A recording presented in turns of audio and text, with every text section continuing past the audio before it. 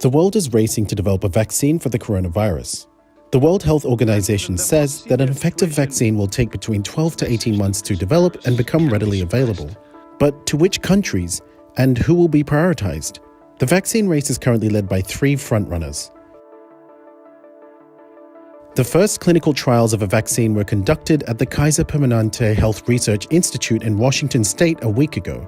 Moderna Therapeutics pushed out clinical trials of the mRNA 1273 vaccine after only 42 days of development, before publishing the results of tests on lab mice. The White House Office of Science and Technology Policy established the COVID-19 High Performance Computing Consortium in partnership with several companies. Combined, they will ease worldwide access to 16 of the most powerful supercomputers for researchers to submit and analyze their COVID-19 projects and expedite the discovery of drugs, vaccines, and paths to fastest impact. The German company CureVac leads the fight against the coronavirus in Europe. The European Commission has pledged up to 80 million euros, or around $85 million, to the company that is also being supported by the Bill and Melinda Gates Foundation and German billionaire Dietmar Hopp. They expect to complete the first phase of safety studies in June, with clinical trials scheduled for later in the summer. CureVac was recently thrust into the spotlight when rumors spread that their former CEO met US President Trump to secure a billion-dollar deal to develop a vaccine exclusively for Americans.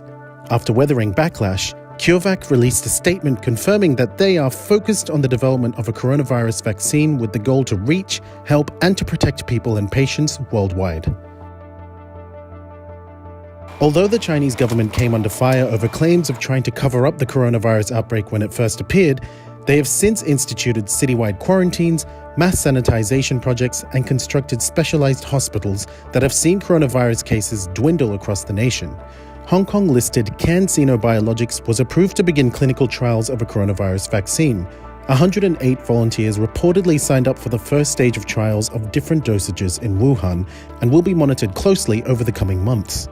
The development of a vaccine has come in collaboration with the Chinese military and been given the green light by Beijing, and it recently came under fire after this photo of Dr. Chen Wei, researcher and doctoral supervisor at the Academy of Military Sciences, circulated on social media, claiming that China was the first to begin vaccination trials.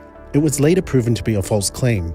As the world continues to suffer from this pandemic and as nations across the globe race to find a vaccine, there are fears that widespread access to an effective cure could be stemmed by countries looking to prioritize their own citizens.